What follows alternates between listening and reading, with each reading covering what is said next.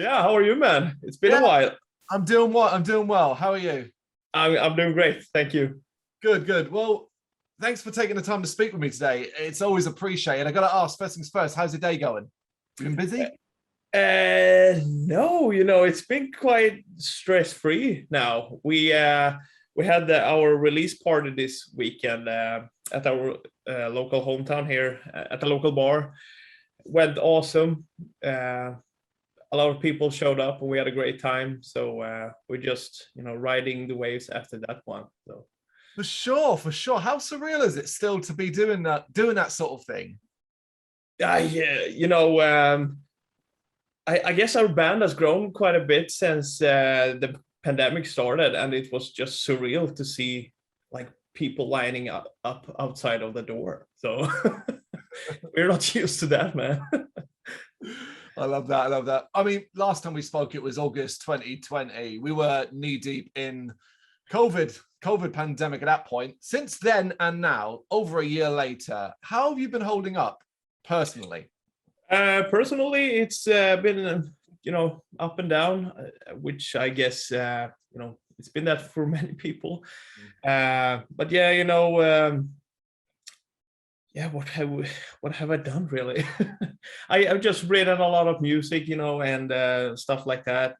I had a rough patch there with drinking quite a bit too much, but it's gone down now, fortunately. But yeah, but that's just a result of just sitting at home, basically. It's an interesting one, isn't it? I mean, we try and talk to artists and musicians to see if we can separate the period where you've not really been able to do a lot of what you normally would do, and say, what have you been like doing personally compared to what you've been doing with the band? But ultimately, they're so intertwined. Yeah, I guess it's always the same, really. Yeah. But at the same time, we have not played that much anyway, so we're just so used to writing anyways. But just having something to look forward to when that went away, it was some sort of like COVID depression that hit us all in some way. But yeah. It does it from the smallest to the biggest band in the entire world. Everyone was affected in some way. Concerning Orbit Culture, do you think you guys have managed well during this period and you've been able to ride the wave to get out of it, as it were? Yeah, I think so. I have a great bunch of great guys in our band. The motivation has been on top all the time anyways, even though there's been, the whole media campaign, really disappeared for a bit. So we really had to like focus on getting video content out, and that whole process of how the fuck should we do when we can't play now. Because all the gigs just went away as it did for all artists and bands. But yeah, I think internally within the band, I think we handled it pretty well. Was it that focus on the fact that you knew Nija came out, you couldn't do anything with it in regards to going out playing live? Do you think that's the sort of thing that focused, where you were like, okay, we're going to do videos, we're going to try and keep Orbit Culture's name out? Did you think that helped get you guys through this period when you weren't sure what was going to happen? Yeah, I believe so, because that put us very much in thinking, that put our minds into just being focused on that stuff. That it's simple to say. It was not simple, but at least it kept us focused in some way. But that was just the band part of it. With within our personal lives, we, as it did for all people on the globe, what can we do? Yeah, it's what can you do? Wait and see. Hopefully something will change. It's a constant waiting game. So yeah, anything good to come from that is worth talking about. Going back to last year then, are you happy with how Nija did? Obviously not being able to capitalize on the release as you would have hoped to, but we are over a year since that album came out. When you reflect on it, was it everything you hoped it could be? Absolutely. Good. I'm very satisfied with a big, you know, with all the videos and shit that we did. You know, internet has been our greatest friend during stuff like this. So we can't really complain at all. We just want to play, man. That's where it that's where, you know, it hurts a lot. We just have to play. And yeah, we're still busy in the Orbit Culture camp. You've obviously new EP out, Shaman, released on the 24th of September 2021 via Seek and Strike again. Give us some detail, if you wouldn't mind, in regards to when and why you decided to follow up Amnesia so soon. You know, it's to be honest, it's just a result of, you know, the pandemic. We just needed stuff to do all the time. So, and I figured I had a bunch of songs that I had this huge Cubase project where I like have all my stuff in, and we just picked 5 songs that we felt were cool and finished them. And like, you know, the thought behind it was that, you know, if we're home, let's just write and record so we can secure more ammunition for the live shows when that opens up. And you know, to give something back to the fans that's also waiting for live shows to be coming back, you know, something for them to, you know, get there, you know, yeah, to get just yeah, you know what I mean. I can't find the word for it. Yeah, it's a combination of things to give them something to chew on effectively while they wait,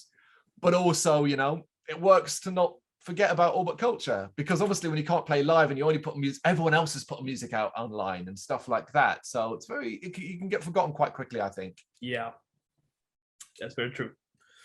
So when those 5 songs, was it were they mostly complete? Were they like half complete? Was it simply a matter of tidying up and touching up, or was it a rewriting process completely? You know, how I tend to work is that I usually do like intro, verse, pre-chorus, and then I stop and go, you know, forward to the next one. So I got like, I don't know, like 100 of those lying around. But at the same time, the songs that gets finished, you know, the most quickly, those I think in some way are the ones that are the best, because you don't have to think so much about them.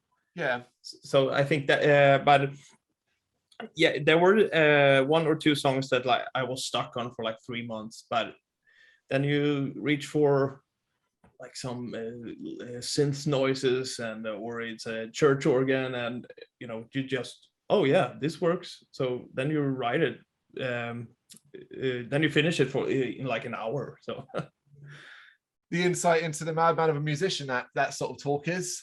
Yeah. I mean, one of the fascinating things about Shaman is that, unlike a lot of bands and artists who have wrote music during this rough period, this EP is focused on the future, in that Orbit Culture in a live environment.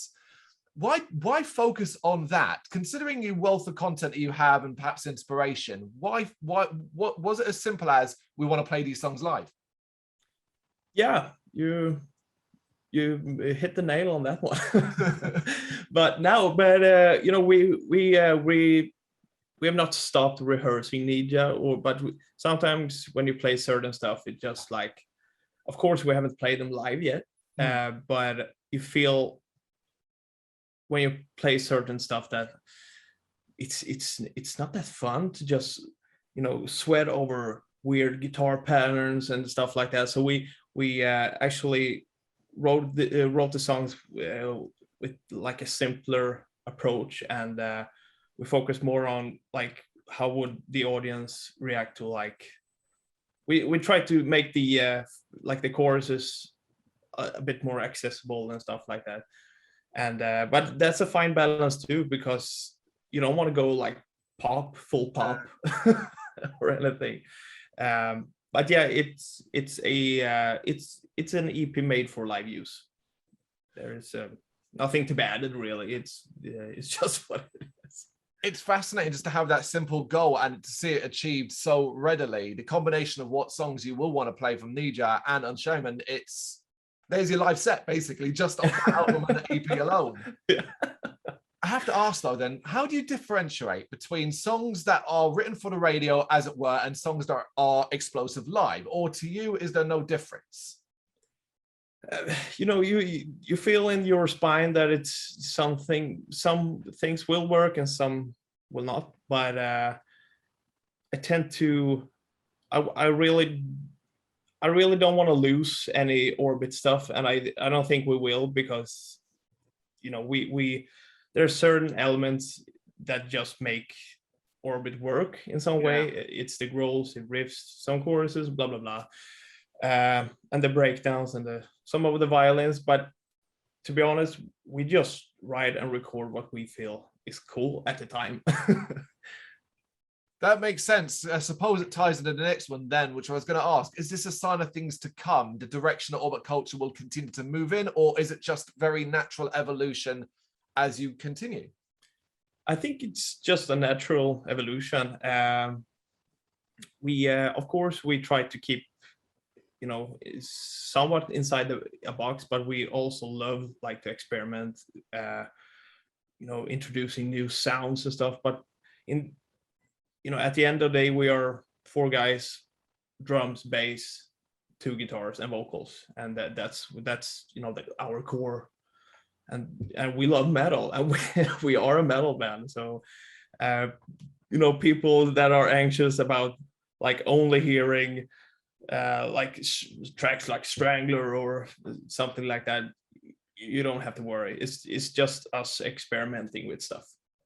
And it's not like it's a wild experimentation. You've not dropped 70s progressive EP on us, you know? Exactly. What about when it came to sort of lyrical content for this EP? Where did you find yourself drawing from, considering the tone and what you were going for in the live environment? Was it a much simpler process this time around for you? You know, I tend to write. I sort of continued from the stuff that I wrote on Nidia, like some mental issues, addiction issues, and you know, horrible shit like that. But but it may sound so weird, but when the pandemic hit, when you couldn't go abroad or anything, I really started to miss you know, the ocean and like going on vacation and jungle, you know, the jungle and stuff like that. Because up here in Sweden, it's just so cold all the time. But that's where, like, you know, it's a long shot, but that's where the Shaman title came into play, because I was, you know, last year I was very into, you know, just missing beaches and stuff, and then, you know, the Shaman stuff, reading about like Aztec stuff and history and stuff like that. And it's so weird where I just plowed through all the Pirates of the Caribbean movies, just got so hooked into those films, and you know, there came A Sailor's Tale for some reason. So it's very basic, you know, influences, but yeah. I don't think it's as basic as you make it sound out, considering where the source came from and the gut of feeling that you felt about missing those sort of things. Has that interest in mysticism and spirituality and that Aztecs and, I don't know, that culture, is that something that you continue to look at?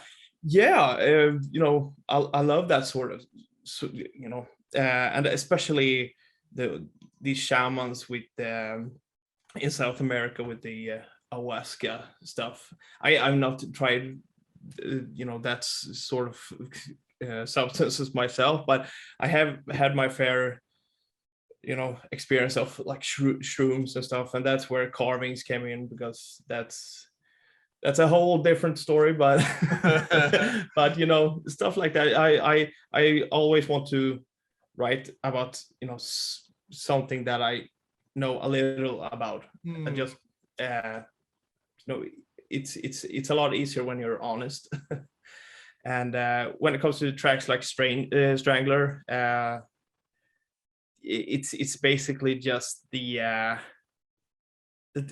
problems with social media and influencers. You know, people are not so careful these days when they are putting themselves out there, and there are some fucked up people out there that's watching, your every move, basically.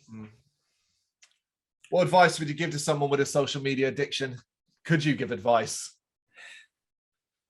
I don't think I can, because I'm myself so drawn into it, because I have a band to like market. But when I see these young women and stuff, that ties in with watching a lot of like dark documentaries.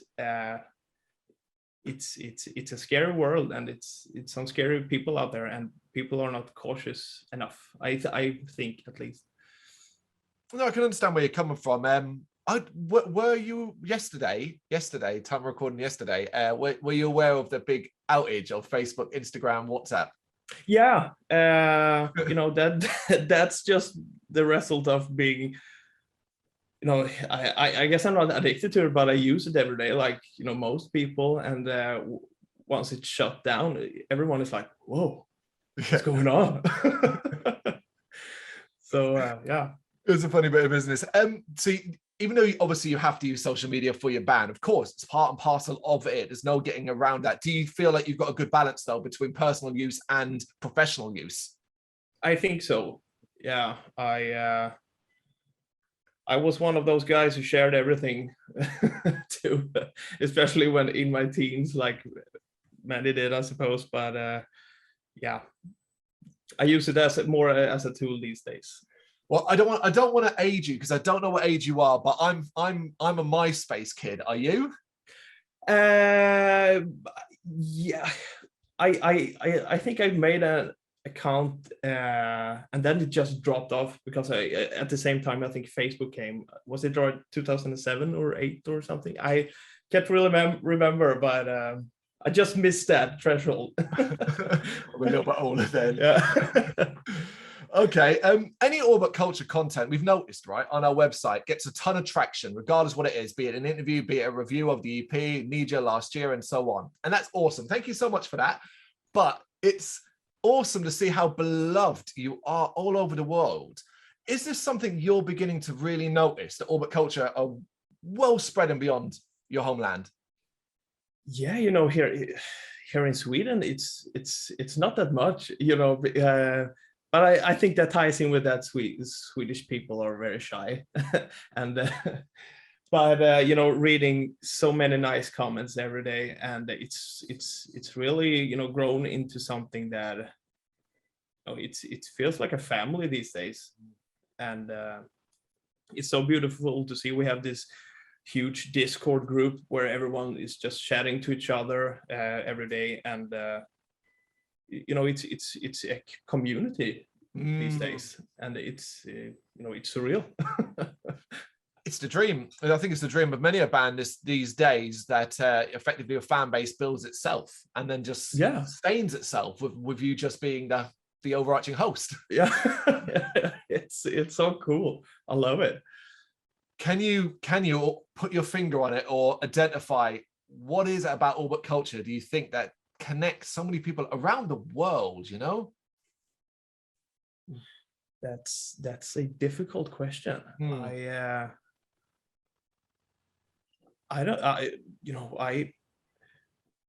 it comes to the music, I think that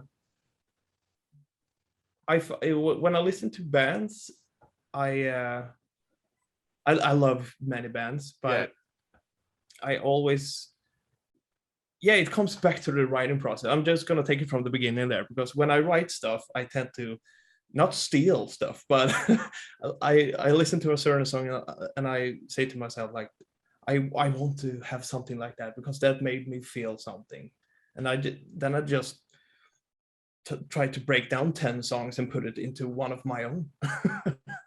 So I don't know if that connects people, or if it's the lyrics, or this, it could be anything. There's cinematic stuff. Only maybe people only like the growl or the clean or raspy vocals. I got no clue. Because me and the band members, we live in the rehearsal space like in a bubble, so it's very hard to yeah, it's very hard to put your finger on it, I think, but that's exciting too. No, it is. I completely understand. It's one of those questions that I know already you won't have a direct answer. I'd be amazed if you've had a direct answer. But I was digging earlier on, and I was looking at comments on videos, and I was looking at comments on the interview we did last year. And two things kind of stood out for me. One is a little bit, I don't want to embarrass you, but basically a lot of people think you're very attractive. That seems to be something. The other is how humble you come across and how respectful in regards to that. And I have to ask then, what on earth keeps you grounded? Well, first of all, thank you. Yeah, we're just regular dudes who loves to play music, and I think Swedish people are generally very quiet and don't want to make too much noise for themselves. But yeah, I have a good answer for that either. But we just want to present ourselves as we think our idols should be in some way. Yeah, is that weird? No. It's such a difficult one, isn't it? Because ultimately, as bands grow in size and demand increase and stuff like that, there becomes a disconnection between the fans. You can't be as personable as you might want to be. I think that's an aspect of it, whereas I guess you still, for you, maybe, correct me if I'm wrong, you still feel that almost talk to everyone kind of thing, right? Yeah. I try to talk to as many people as I can every day, because in the end, those are the people that support you and in some way keep the engine rolling. Of course, we have a passion for creating music. That's a thing that starts with ourselves first, but we couldn't survive without them, and and especially now, since this has only happened for like the past 2 or 3 years, it started to grow a bit with Red Fog. But before that, we were like, there wasn't many people that were listening to us, but those people are still with us today. So they haven't left ever since day one in 2013 there. So it's just a big happy family. So, and you have to take care of your family members. I think this could be the most positive interview I've done this year. It's fantastic. Yeah. Obviously, shows are few and far between right now. Obviously, you want to get back on that stage, especially with these tracks in your arsenal. Are you basically planning a busy 2022? I know, obviously, it's impossible to say what will and will not happen, but is the hope 2022 is just going to be a big year for you? Yes, we have a lot of things that, as we speak, being planned right now. And some of it are, huge. I think I can't say anything about it yet, but let's hope that it locks together and that the pandemic calms down. So yeah, we can play. But I truly believe that if everything goes well and we focus on the right shit, 2022 will be a heck of a year on the road. Fingers crossed. Yeah. Hi, Niklas, last question for you. The dust is beginning to settle, Shaman. How pleased are you with the reaction to date that people have given you? And what message can you send to those fans you already mentioned who have been with you all this way? Yeah, it's been such a fun week. I think none of us in the band has landed yet, and that's all thanks to you guys. And it's surreal that the love and support that we get is unmatched. So thank you so much. And look out for 2022. Hopefully get back over to the UK. I think it was 2019 the last time you were here, right? Yeah. We did some dates in I think London and Bristol and Manchester, I believe, was really cool places. Looking forward to going back. Niklas, thank you so much for taking the time to do this. I really appreciate it. Thank you, man. Thank you for having me. Thank you very much for watching. You can check us out on gbhbl.com as well as on Facebook, Instagram, Twitter and Tumblr. Go to Patreon and help us out over there. That's patreon.com/gbhbl, as well as Big Cartel, where you can find some of our merchandise. We have a podcast running on SoundCloud and Apple Podcasts. And of course, if you like this video, do us a favour, hit the subscribe button and help the channel grow. Games, horror and heavy metal. What else is life for?